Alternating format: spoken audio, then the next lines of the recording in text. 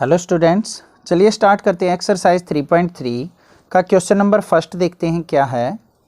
Given a parallelogram A B C D, यहाँ पे एक ए बी सी डी एक पैरेललोग्राम गिवन है। Complete each statement along with the definition of property use. हमने यहाँ पे क्या करना है, इनको चारों की चारों स्टेटमेंट्स को क्या करना है, कंप्लीट करना है with the definition of property use की कौन सी प्रॉपर्टी की वजह से हमने इनको स्टेटमेंट को कंप्लीट किया है। ठीक है, सबसे पहले बात करते हैं ए बी सी डी क्या है, हमारी एक पैरेललोग्राम। इस एक्सरसाइजेज के अंदर आपको इंट्रोडक्शन जो वीडियो मैंने आपको बताई थी उसमें पैरेललोग्राम की प्रॉपर्टीज, स्क्वायर की प्रॉपर्टीज, रोम्बस की, रेक्टेंगल की, जितने भी हमारी क्वाड्रिलेटरल हैं सभी की प्रॉपर्टी अच्छे से क्लियर होनी चाहिए, तभी आप इन क्वेश्चंस को ईजिली कर पाएंगे।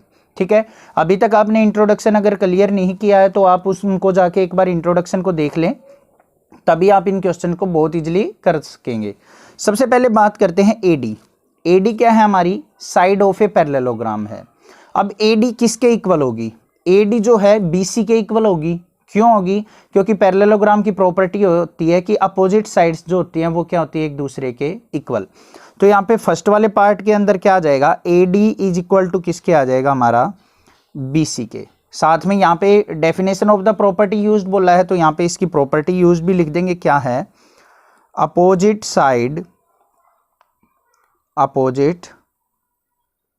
Sides of parallelogram are equal.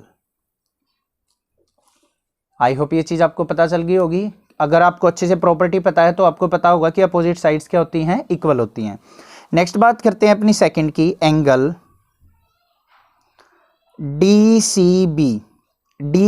इसमें जो बीच में होता है ना वो एंगल की बात की जाती है, DCB। तो DCB ये एंगल जो होगा ये किसके इक्वल होगा, एंगल DAB के इक्वल होगा। ठीक है, क्योंकि opposite angle of a parallelogram क्या होते हैं, हमारे इक्वल होते हैं। तो यहाँ पे भी क्या लिख देंगे, DCB इज इक्वल टू किसके हो जाएगा, DAB के। साथ में प्रॉपर्टी भी लिख देंगे, opposite angles of parallelogram are equal. Parallelogram के अपोजिट एंगल क्या होते हैं, एक दूसरे के इक्वल होते हैं। अब चलते हैं अपने थर्ड पार्ट पे, OC ये वाली पार्ट, ये जो है ये किसके इक्वल होगा, हमारा थर्ड पार्ट के अंदर क्या होगा, OC जो होगा वो इक्वल हो जाएगा हमारा किसके, OA के। ये OC इक्वल हो जाएगा किसके, OA के। क्यों हो जाएगा, क्योंकि जो हमारे डायगोनल होते हैं वो क्या करते हैं, एक दूसरे को बाइसेक्ट करते हैं। अब देखो ये डायगोनल है और ये डायगोनल है, ये क्या करेंगे, एक दूसरे को बाइसेक्ट का मतलब होता है इक्वल पार्ट्स में डिवाइड करेंगे। इसका मतलब जितनी लेंथ OC की होगी उतनी ही लेंथ किसकी होगी, हमारी OA की। तो यहाँ पे क्या लिख देंगे, diagonals of parallelogram bisect each other, मतलब टू इक्वल पार्ट्स में डिवाइड करता है, इसलिए ये क्या हो जाएगी, OC इक्वल टू किसके होगा, OA के। अब बात करते हैं अपनी फोर्थ पार्ट की। इसमें क्या कहा है, M of angle DAB plus में M of angle CDA is equal to किसके होगा। पहले बात करते हैं DAB कौन सा है, DAB ये एंगल प्लस में CDA और ये एंगल, इन एंगल्स की बात कर रहा है, इसकी और इसकी, इन दोनों एंगल का सम क्या होगा, हमारा 180 डिग्री। क्यों होगा, यहाँ पे प्रॉपर्टी लिख देंगे, adjacent angle of parallelogram are supplementary angle. यहाँ पे क्या लिख देंगे, adjacent angle of parallelogram are supplementary. यहाँ पे सप्लीमेंट्री भी लिख सकते हैं या फिर हम आर 180 डिग्री भी लिख सकते हैं, आप कुछ भी लिख सकते हैं, 180 डिग्री को ही हम सप्लीमेंट्री एंगल बोलते हैं। तो मतलब एडजेसेंट एंगल्स का हमेशा सम क्या होगा, 180 डिग्री होता है। ये और ये एंगल हो या फिर ये और ये हो या फिर ये और ये हो, मतलब आपस में रेगुलरली दो एंगल्स का सम हमेशा कितना होता है, पैरेललोग्राम के अंदर 180 डिग्री होता है। आई होप ये चारों पार्ट आपको अच्छे से क्लियर हो गए होंगे।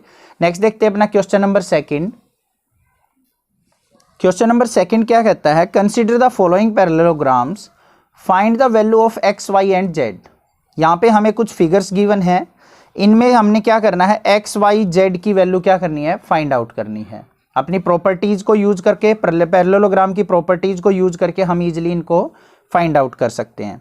अब यहाँ पे सबसे पहले देखते हैं हम फर्स्ट फिगर के अंदर क्या है, ए बी सी डी हमारे पास पैरेललोग्राम है। एक एंगल 100 गिवन है, ये x गिवन है, ये y और ये z गिवन है। तो यहाँ से क्या कर सकते हैं हम, अभी अभी हमने एक प्रीवियस क्वेश्चन में किया था कि एडजेसेंट एंगल ऑफ पैरेललोग्राम क्या होते हैं, सप्लीमेंट्री। एडजेसेंट मतलब 100 ये है और ये क्या है हमारा x है, तो इन दोनों एंगल का सम कितना होगा हमारा 180 डिग्री। तो यहाँ पे लिख देंगे we know x plus 100 is equal to किसके होगा, 180 डिग्री के। साथ में लिख भी देंगे यहाँ पे एडजेसेंट एंगल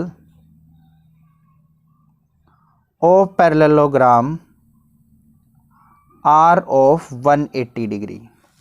ठीक है, यहां से सिंप्लीफाई करते हैं, x इज इक्वल टू क्या आ जाएगा, 100 को राइट साइड लेके जाएंगे तो 180 माइनस 100, तो x इज इक्वल टू क्या आ गया, 80 डिग्री। x की वैल्यू तो आ गई हमारे पास।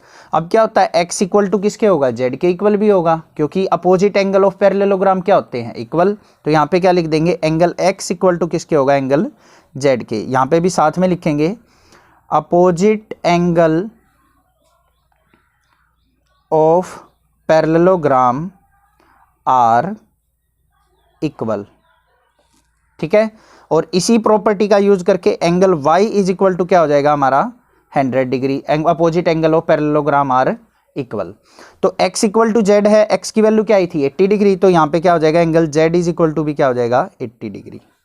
तो x y और z की वैल्यू हमें पता चल गई, तो लिख देंगे एंगल x जो आया है 80 डिग्री, एंगल y जो आया है 100 डिग्री, एंगल z जो आया है वो क्या आया है 80 डिग्री। आई होप इजी होगा आपके लिए। कोई डाउट आता है तो आप कमेंट कर सकते हैं, अदरवाइज इस चैनल को सब्सक्राइब जरूर करें। नेक्स्ट देखते हैं अपना इसका सेकंड पार्ट। यहाँ पे चलते हैं, हमारे पास पैरेललोग्राम गिवन है, इसकी भी नेमिंग करना चाहो तो नेमिंग कर सकते हैं A B C D. Otherwise यहाँ पे देखो, अभी हमने प्रॉपर्टी यूज की थी adjacent angle of parallelogram are supplementary या फिर 180 डिग्री। तो यहाँ पे हमें क्लियरली दिख रहा है एंगल x प्लस 50 डिग्री किसके इक्वल होगा हमारा 180 डिग्री के। तो यहाँ पे भी क्या लिखेंगे, we know adjacent angle of parallelogram are of 180 degree या फिर सप्लीमेंट्री। तो क्या हो जाएगा, angle x plus 50 degree is equal to किसके आ जाएगा 180 डिग्री के। ठीक है, तो यहाँ पे क्या करेंगे हम, angle x is equal to क्या आ जाएगा हमारा 180 माइनस में 50, मतलब एंगल x इज इक्वल टू क्या आ गया हमारा 130 डिग्री। ठीक है, 180 में से 50 गया 130 डिग्री। अब एंगल x किसके इक्वल होगा, एंगल y के। तो यहाँ पे क्या लिख देंगे, angle x equal to y, क्यों होगा, opposite angle of parallelogram are equal. Similar property हमने यहाँ पे भी यूज की थी, angle x equal to y है तो x की वैल्यू 130 है, तो y भी क्या हो जाएगा हमारा, angle y is equal to 130 degree. I hope ये चीज क्लियर होगी। अब हमें चाहिए z की वैल्यू। तो हम z की वैल्यू दो तरीके से निकाल सकते हैं, अलग अलग तरीके हो सकते हैं, अलग अलग टीचर के, कोई कैसे भी निकाल सकता है, आप भी कैसे भी निकाल सकते हैं, बहुत सारे तरीके होते हैं। देखो यहाँ पे एंगल x और एंगल z क्या है हमारे कोरस्पॉन्डिंग एंगल, तो जो एंगल x की वैल्यू होगी वही किसकी होगी हमारी, एंगल z की वैल्यू भी होगी। तो यहाँ पे क्या लिखेंगे, एंगल x इक्वल टू क्या है, एंगल z के क्या हो जाएंगे हमारे कोरस्पॉन्डिंग एंगल। अब कोरस्पॉन्डिंग एंगल क्या होते हैं हमारे, इक्वल होते हैं। तो यहाँ पे angle x equal to z हो गया, एंगल x की वैल्यू क्या थी हमारी 130, तो एंगल z भी क्या हो जाएगा हमारा 130 डिग्री के इक्वल। आई होप ये चीज आपको क्लियर हुई है। अदरवाइज हम ऐसे भी निकाल सकते हैं, ये 50 डिग्री है तो ये भी क्या होगा हमारा 50 डिग्री, इसको कोई एंगल 1 मान लो, एंगल 1 इक्वल टू 50 डिग्री हो जाएगा, अपोजिट एंगल इक्वल। ये 50 है तो 50 प्लस z किसके इक्वल हो जाएगा, लीनियर पेयर से 180 के, तो यहाँ से भी z की वैल्यू क्या आ जाएगी 130 डिग्री आ जाएगी। ठीक है, कैसे भी फाइंड आउट कर सकते हैं, कोई प्रॉब्लम नहीं है। नेक्स्ट देखेंगे इसका थर्ड पार्ट।